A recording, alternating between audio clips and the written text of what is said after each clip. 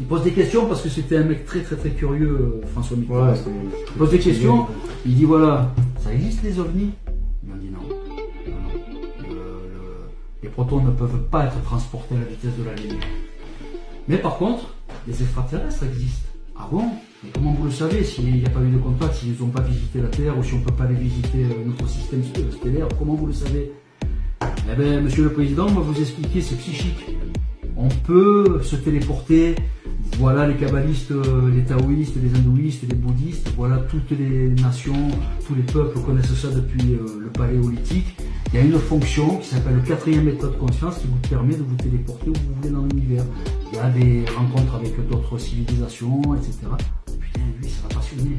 Bon, et comment on fait pour atteindre cet état? Il faut se transcender. Ça s'appelle le 4e état de conscience. Il faut se faire descendre sur l'activité neuroélectrique. Il faut se mettre comme ça.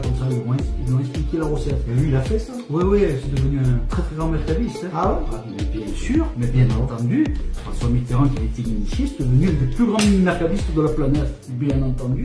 Tout le monde peut y arriver si tu te donnes les moyens. Si tu fais ta bonne décontraction musculaire, ton contrôle respiratoire et ta vacuité cérébrale, c'est ouvert à tout le monde. Seulement voilà, il faut faire preuve d'abnégation. Le yoga c'est dur, les gens pensent qu'il faut juste s'asseoir comme ça. Il y a un contrôle du diaphragme, un contrôle de ta respiration. Le yoga, Mitterrand quand même, il a pas pratiqué le yoga. Le yoga, la quintessence du yoga, c'est le Padmasana. Tu t'assois, tu te mets en lotus, tu fais ta vacuité cérébrale et tu iras où tu veux. Donc, il faisait pas des asanas très compliqués, il se mettait dans un coin de son bureau, se mettait confortable, il baissait la lumière, il mettait des boules tièses pour pas être dérangé par les bruits parasites, et il faisait ses séquences supraconscientes. Bien sûr qu'il faisait pas du yoga, mais le yoga, c'est un nom en sanskrit qui veut dire joindre. C'est-à-dire yog, ça veut dire joindre le brahman. Yog, ça veut dire joindre.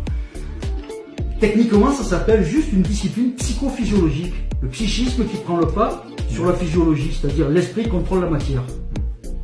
Il faisait une discipline psychophysiologique. Tu peux l'appeler tai chi, tu peux l'appeler yoga, qigong, naidan, tu l'appelles comme tu veux selon les pays.